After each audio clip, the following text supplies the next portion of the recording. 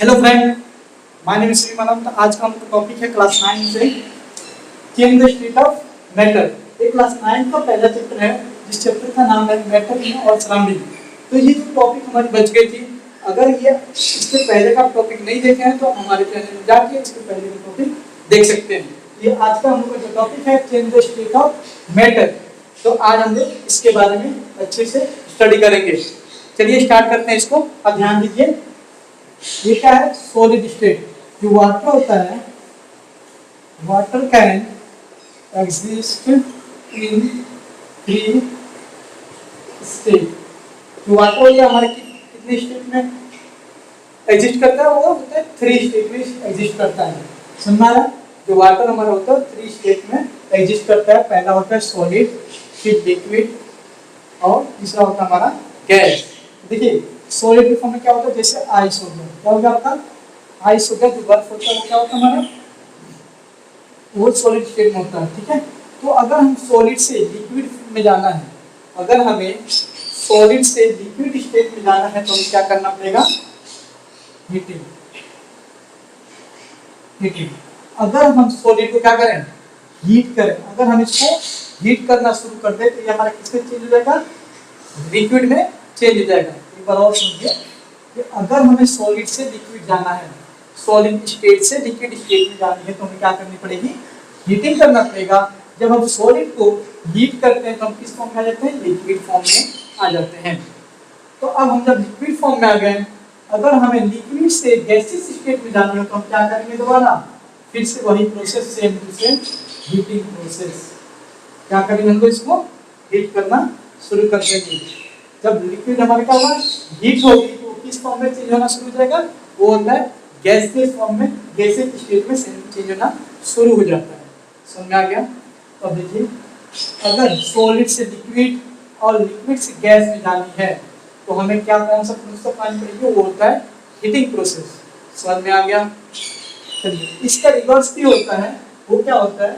जब gaseous state से, इससे गैसियस स्टेट से हमको किसमें जाना है? लिक्विड स्टेट में जाने में, तो हमें क्या करना पड़ेगा? कूलिंग करना पड़ेगा। क्या करना पड़ेगा? हमें कूलिंग करना पड़ता है। अब देखेंगे क्या होता है कि आप एक बोतल फ्रिज का पानी रख लें, उसके चारों ओर उसको रखेंगे बोतल में, बोतल को सही से टाइट बंद करके रखें। उसके बाद आप देखेंगे ये जो बोतल है, बोतल के चारों तरफ क्या होती है? लिक्विड पानी बनना शुरू। क्या होता है? हमारे एटमॉस्फेयर में हाइड्रोजन और ऑक्सीजन दोनों गैस प्रेजेंट है। तो क्या होता है? जब इससे क्या होती है, आगे टकराती हैं, जो ये बॉटल इससे टकराती है, इस क्या है? पूरी तरह से कूल है आइस से। ठीक है, इसके अंदर आइस से कूल है। ये क्या होता है? जब टकराएगा तो किस फॉर्म में चले? तुरंत कूलिंग हो जाएगा। कूलिंग का हाइड्रोजन ऑक्सीजन किस फॉर्म में हो जाएगा? मानी लिक्विड फॉर्म में। तो आप देखते हैं कि जो बॉटल होता है उसके चारों तरफ क्या होती है? पानी गिरा होता है। समझ में आ रहा है? तो ये होता है हमारा कूलिंग प्रोसेस। जब गैसियस स्टेट से हमको लिक्विड स्टेट में जानी हो तो हमको क्या करना पड़ता है? कूलिंग करना पड़ता है। अगला होता है हमारा, अगर लिक्विड से हमको किसमें जाना है? सॉलिड में जाना है, तो इसमें भी सेम वही प्रोसेस अब करनी होती है। इसमें भी क्या करना पड़ेगा? कूलिंग करना पड़ेगा। क्या करते हैं इसको? कूलिंग। आप देखे होंगे कि हम क्या करते हैं गर्मियों के दिन में? क्या करते हैं? पानी की बोतल भर के और उसको कहाँ रख देते हैं? फ्रिज के अंदर रख देते हैं। फ्रिज क्या करता है? इसको कूलिंग करना। वाटर क्या करेगा? कूलिंग करेगा। जब कूलिंग हो जाएगा, कूलिंग किस फॉर्म में आ जाता है हमारा? सॉलिड में। तो आप देखे होंगे बॉटल में क्या होती है? बर्फ जम जाती है। समझ में आ रहा है? तो पूरी तरह से आइस बन जाती है। तो ये सिर्फ हमारा किससे होता है? ये होता है कूलिंग प्रोसेस से। समझ में आ गया? तो चलिए इसके आगे वाला टॉपिक हम पढ़ेंगे। जो दो चार टॉपिक है जो हमारे लिए बहुत ही इंपॉर्टेंट है, उसकी बारीकी से जानेंगे। जो हम लोग का अगला टॉपिक है वो है मेल्टिंग पॉइंट। हम लोग मेल्टिंग पॉइंट के बारे में समझते हैं। The temperature at which a solid melt to form a liquid. एक ऐसा टेम्परेचर दीजिए जिस टेम्परेचर में क्या होता है? जो सॉलिड होता है वो लिक्विड में चेंज होना शुरू हो जाए, तो इसे हम क्या बोलते हैं? मेल्टिंग पॉइंट बोलते हैं। The temperature at which a solid melt to form a liquid at atmospheric pressure is called a melting point. समझ में आ रहा है? अब देखिए एग्जांपल तक समझ सकते हैं। ये हमारा क्या है? आइस है, बर्फ। ठीक है। जब हम इसको 0 डिग्री सेल्सियस देंगे तो क्या होता है? मेल्ट होके हमारा किसमें? लिक्विड में चेंज होना, लिक्विड में चेंज होना शुरू हो जाता है। समझ में आया? जो हमारा आइस है वो मेल्ट होकर किसमें चेंज होना शुरू हो जाता है? लिक्विड में चेंज होना शुरू हो जाता है। समझ में आ रहा है? तो जो अगर आइस की बात करें तो हमारा उसका जो मेल्टिंग पॉइंट होता है वो होता है 0 डिग्री सेल्सियस। कितना होता है? 0 डिग्री सेल्सियस। जो आइस का जो मेल्टिंग पॉइंट होता है वो होता है 0 डिग्री सेल्सियस। एक और एग्जांपल हम देख सकते हैं, जैसे आयरन हो गया। आयरन, जो आयरन होता है उसको सपोज करिए जब आयरन को हम 700 डिग्री सेल्सियस क्या करेंगे, हीट करेंगे, तो जो आयरन होता है वो मेल्ट होके लिक्विड लिक्विड फॉर्म में चेंज होना शुरू हो जाता है। उसी को हम क्या बोलते हैं? मेल्टिंग पॉइंट बोलते हैं। मतलब एक ऐसा टेम्परेचर जिस टेम्परेचर को वो अपना सॉलिड स्टेट से लिक्विड स्टेट में आना शुरू हो जाए उसको हम क्या बोलते हैं? Melting point of that substance. मतलब उसी मटेरियल का क्या बोलते हैं? वो मेल्टिंग पॉइंट होता है। अब देख लेते हैं यहाँ पे जो आयरन का जो मेल्टिंग पॉइंट है वो है हमारा 700 डिग्री सेल्सियस। समझ आ रहा है? जो आयरन का जो मेल्टिंग पॉइंट है वो कितना है? 700 सेल्सियस। समझ आ रहा है? इसी तरह हमारा जो आइस का वो था 0 डिग्री सेल्सियस। तो हर एक मटेरियल का अपना अलग अलग मेल्टिंग पॉइंट होता है। समझ में आ रहा है? हर एक मटेरियल का अपना अलग अलग एक मेल्टिंग पॉइंट होता है। समझ में आ गया? अब अगला जो हम लोग का टॉपिक है वो है हमारा boiling point. The temperature at which the temperature liquid boil to form a vapour. एक ऐसा टेम्परेचर जिस टेम्परेचर को लिक्विड किसमें चेंज होना शुरू हो जाए? वेपर में चेंज होना शुरू हो जाए, उसी को हम क्या बोलते हैं? बॉइलिंग पॉइंट बोलते हैं।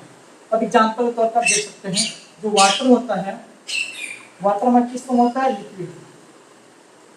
लिक्विड होता है। तो वाटर को हम क्या करेंगे? 99 देंगे तो क्या ये बॉयल होगा? नहीं। जैसे 99 से कितने 100 पे जाएगा ये बॉयल होना शुरू हो जाता है। तो जो वाटर की जो बॉइलिंग पॉइंट होती है वो होता है 100 डिग्री सेल्सियस। कितना होता है? 100 डिग्री सेल्सियस। सेम ऐसे ही हम क्या कर सकते हैं? ऐसे हम ऐसे अल्कोहल हो गया, अल्कोहल, ठीक है। इसको क्या करेंगे? इसका जो बॉइलिंग पॉइंट होता है वो होता है 78 डिग्री सेल्सियस।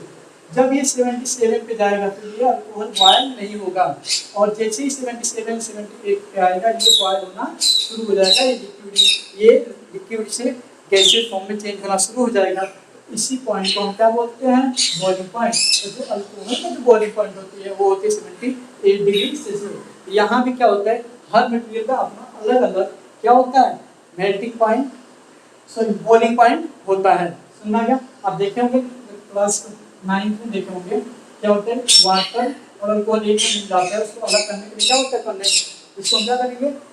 अब जब वाटर हम इसको हीट करना शुरू करते हैं, हीट करते हैं 78 डिग्री पे क्या होता है? अल्कोहल बन के उड़ना शुरू हो जाते हैं। तो हम यहाँ क्या लगा देते हैं? कंडेंसर लगा देते हैं। तो यहाँ पर हमारा अल्कोहल मिल जाता है लिक्विड फॉर्म में। फिर यहाँ वेपर करके जाएगा, यहाँ कंडेंसर होगा, वो क्या है ठंडा करके इसको लिक्विड फॉर्म में चेंज कर देगा। तो जैसे ही 78 डिग्री आएगा अल्कोहल बन के, अल्कोहल भाप बन के उड़ना शुरू हो जाएगा। तो वहाँ पे हमारा सिर्फ लिक्विड बन हो जाता है। जैसे पूरा भाप उड़ जाएगा तब क्या करते हैं? तुरंत उसको बंद कर देते हैं, और जो हमारा वाटर भी होता है वो भी बच जाता है, हमारा अल्कोहल होता है वो भी हमारा अलग हो जाता है। तो ये होता है इनका मेल्टिंग पॉइंट, सॉरी इनका बॉइलिंग पॉइंट अलग होने की वजह से दोनों को क्या करते हैं? अलग अलग आसानी से हम कर सकते हैं। समझ में आया? तो हर एक मटेरियल का अपना अलग अलग बॉइलिंग पॉइंट होता है। एक बार और, temperature at which a liquid boil to form a vapour at atmospheric pressure is called boiling point. समझ आ गया? तो ये आज का हम लोग का टॉपिक था। तो आई होप आपको सारी टॉपिक अच्छी समझ में आ गई होगी। हमारा चैनल एजुकेशन रिलेटेड है, class 9, 10 all subjects, maths, English और साइंस। तो ये हमारा तीनों सब्जेक्ट हम इस पर क्या करेंगे? पढ़ाएंगे। तो आपसे जो भी आपको समझ नहीं आया आप कमेंट में बता सकते हैं। और